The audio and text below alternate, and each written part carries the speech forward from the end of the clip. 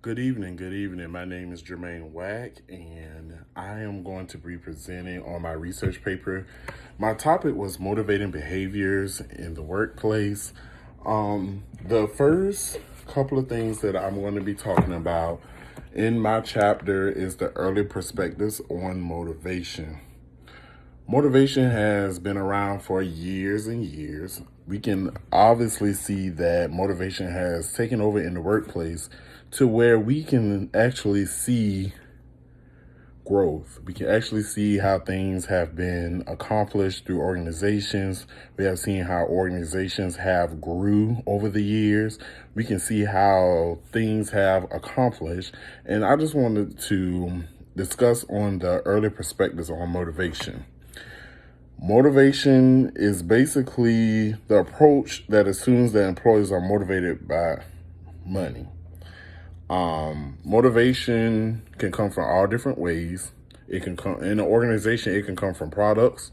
It can come from money. It can come from different approaches from organization members, and it's a cycle that we have seen to where a foundation has been built by the organization. The three approaches that I'm going to talk about in my presentation is the traditional approach, human relations approach, and human resources approach. All of these approaches have served different purposes, different reasons for growth of an organization. The first approach, the traditional approach. The traditional approach was founded by Frederick Taylor. It was founded over a century ago, and Frederick Taylor was the first writer of the traditional approach. The traditional approach can be found of scientific management, which is an approach that employees only think about money. As we can see over the years in different career fields and different things that we have been through in our careers in working, money is the top motivation for any organization. No matter what you think, no matter how you feel, money is going to always talk. And that comes with the traditional approach and the scientific management.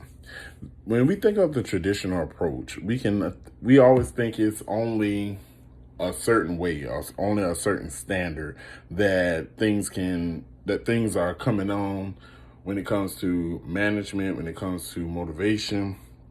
But with the traditional approach, one thing I have found is that money they earn is more important to employees than the nature of the job that they are performing. Money is basically the traditional approach.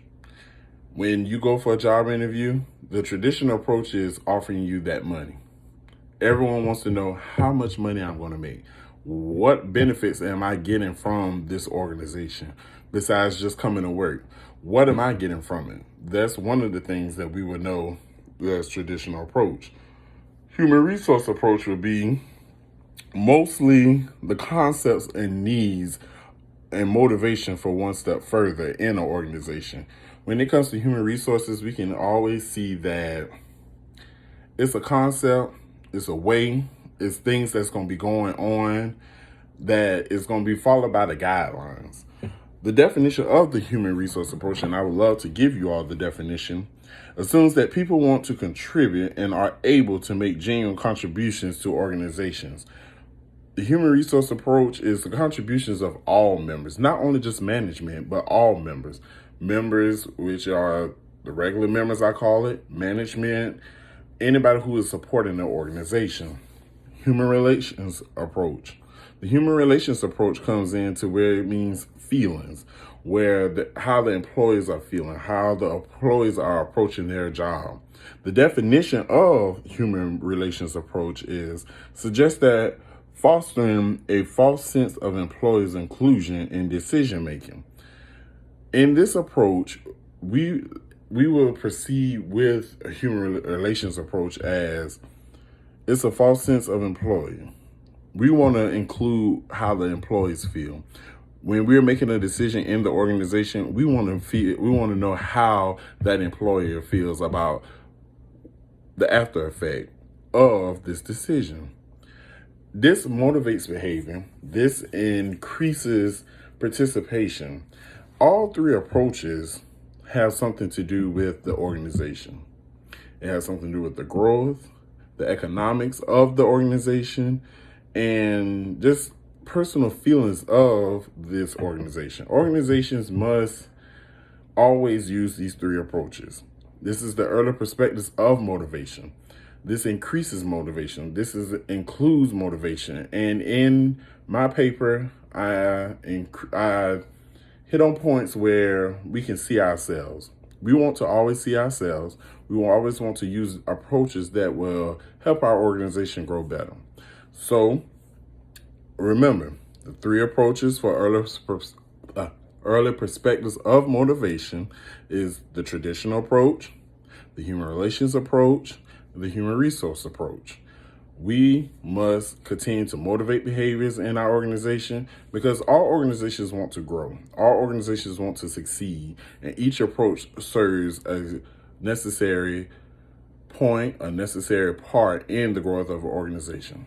I hope you all got something out of this lesson. Again, Chapter 5, Motivating Behaviors. Thank you.